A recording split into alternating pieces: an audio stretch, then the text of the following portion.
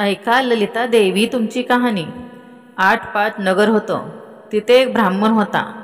त्याला 2 आवळे-जावळे मुलगे होते। त्याच्या लहानपणीच त्याचे आईबाप मेले। भाऊबंधांनी त्याचं काय होतं नव्हतं ते सगळं हिरावून घेतलं व मुलांना देशोधडीला लावलं। पुढे ती मुलं जाता जाता एका नगरात आली। 2 प्रहरची वेळ होती। वाट चालता चालता दोघे दमून गेले आहेत। दोघांचे जीव भुकेने कळवळले आहेत। दोघांची तोंड सुकून गेली आहेत। असे ते दोघेजण त्या नगरीत आले। इतक्यात एक चमत्कार झाला। एक ब्राह्मण काकबळी टाकण्याकरता घरातून बाहेर आला। ब्राह्मणानं त्या मुलास पाहिलं, आपल्या घरात बोलवून नेलं, जेवू घातलं, खाऊ घातलं। नंतर त्यांची सगळी हकीकत विचारली। त्या मुलांनी आपली सर्व हकीकत सांगितली। ब्राह्मणानं दोन्ही मुलांना आपल्या घरी ठेवून घेतलं। वेदाध्ययन पडू लागला। मुलंही तिथं राहून वेद पडू लागली। असं करता करता पुष्कळ दिवस झाले। पुढं काय झालं, तो ब्राह्मण ललित पंचमीचं व्रत करू लागला। शिष्यांनी गुरुजींना विचारलं, हे आपण काय करता? तेव्हा गुरुजी म्हणाले, हे उपांग ललित पंचमीचं व्रत आहे। ह्यानं द्रव्य मिळतं, विद्या प्राप्त होते, इच्छित हेतू प्राप्त होतो। हे त्या शिष्यांनी ऐकलं। यथाशक्ती त्यांनी व्रत केलं। तशी त्यांना लवकर विद्या आली। 2 मुलांची लग्न झाली। पुढे ते आपल्या नगरीत आले, श्रीमंत झाले, सुखासमाधान कीर्ती मिळून राहू लागले। याप्रमाणेच काही दिवस गेले। पुढे काय चमत्कार झाला, 2 भाऊ वेगळे निघाले।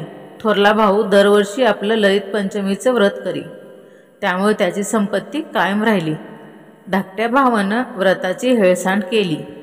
त्याचा देवीला राग आला, त्यामुळे त्याला दारिद्र्य आलं। पुढे ती नवरा बायको थोरल्या भावाकडे राहावयास गेली। एके दिवशी वडील भावाची बायको दिराला काही बोलली, त्यामुळे त्याला राग आला, मोठा पश्चाताप झाला। आपल्या बायकोला म्हणाला, मी उपांग ललितेचं व्रत टाकलं, त्याचं मला हे फळ आलं। हा अपमान सहन करून इथं राहणं चांगलं नाही। मी आता देवीला प्रसन्न करीन, तेव्हाच घरी येईन। असं बोलून तो निघून गेला। पुढं त्याच्या भावानं त्याचा पुष्कळ शोध केला, परंतु काही लागला नाही। पुढं हिंडता हिंडता तो एक नगराजवळ आला। त्या नगराबाहेर गुराखी भेटले। त्यांना विचारलं, ह्या गावाचं नाव काय? कोणता राजा इथं राहतो? उतरायला जागा कुठे मिळेल? ते म्हणाले, ह्या गावाचं नाव आहे उपांग। इथे राजा ही उपांगच आहे। तिथं ललितेचं एक देऊळ आहे। तिथं मोठी धर्मशाळा आहे। तिथं उतरायला जागा मिळेल। आम्ही त्याच गावातून आलो, तिकडेच आम्हाला जायचं आहे। तुम्हालाही यायचं असेल तर चला। मग तो त्या नगरात गेला, धर्मशाळेत उतरला, देवीचं दर्शन घेतलं। अन्यान्य भावानं तिला शरण गेला। रात्री देवळातच निजला। देवीने स्वप्नात येऊन दृष्टांत दिला, राजाकडे जा, माझ्या पूजेचं करड्याचं झाकण माग, त्याची नेहमी पूजा कर, म्हणजे तुझे मनोरथ पूर्ण होतील। इतकं सांगून देवी गुप्त झाली व तो जागा झाला। दुसऱ्या दिवशी तो राजाकडे गेला, देवीचा दृष्टांत सांगितला, पूजेचं झाकण मागितलं। राजाने ते दिलं। ब्राह्मण ते घेऊन आपल्या गावी आला। घरी नेऊन त्याची पूजा करू लागला। ललिता देवीचं व्रत करू लागला। तसे पुन्हा सुखाचे दिवस आले। इच्छित मनोरथ सिद्धीला गेले। पुढं देवीच्या आशीर्वादानं त्याला एक मुलगी झाली। तिचं नाव ललिता ठेवलं। दिवसेंदिवस मुलगी मोठी झाली। सोबतिनीबरोबर खेळायला जाऊ लागली। पुढं काय चमत्कार झाला, एके दिवशी मुलीनं ते झाकण घेतलं, नदीवर खेळायला गेली। तिथं जाऊन आंघोळ करू लागली। इतक्यात एका ब्राह्मणाचं प्रेत वाहत आलं। तिनं त्याच्यावर झाकणानं पाणी उडवलं, तसा तो ब्राह्मण जिवंत झाला। देवाच्या प्रसादानं त्याला सुंदर रूप प्राप्त झालं। तिने ते पाहिलं, आपल्याला हा पती असावा असं तिला वाटलं। आपला हेतू त्याला कळविला। तेव्हा त्यानं तिला विचारलं, ही गोष्ट घडेल कशी? तशी ती म्हणाली, मी तुम्हाला घरी जेवायला बोलवते, जेवायच्या वेळेस आपोशनी हातात घ्या आणि अडून बसा, म्हणजे बाबा तुम्हाला विचारतील, भटजी भटजी आपोशनी का घेत नाही? तेव्हा सांगा की आपली कन्या मला द्याल तरच जेवतो, नाहीतर असाच उठतो। म्हणजे ते देतील. त्याप्रमाणे तिनं जेवायला बोलवलं. ब्राह्मण जेवायला बसला. मुलीचं मागणं केलं. बापानं मुलगी देण्याचं कबूल केलं. सुखासमाधानं जेवणं झाली.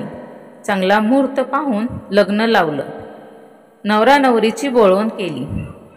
मुलगी घरी जाते वेळेस देवीचं प्रसादाचं झाकण घेऊन गेली. त्यामुळे बापाच्या घरातलं सगळं द्रव्य गेलं. दरिद्र आलं.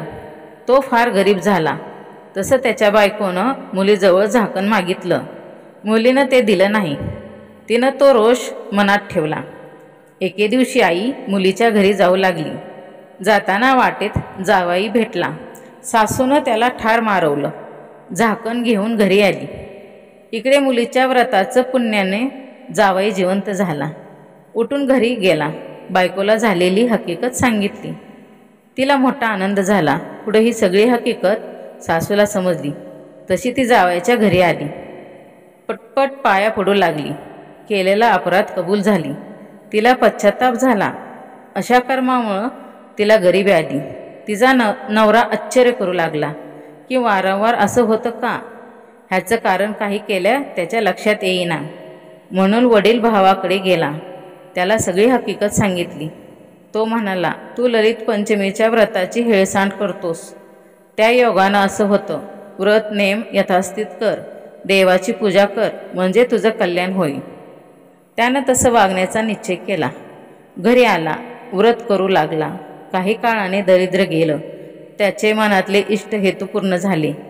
तसे तुमचे आमचे होत. ही 7 उत्तराची कहाणी 5 उत्तरी सुफळ संपूर्ण.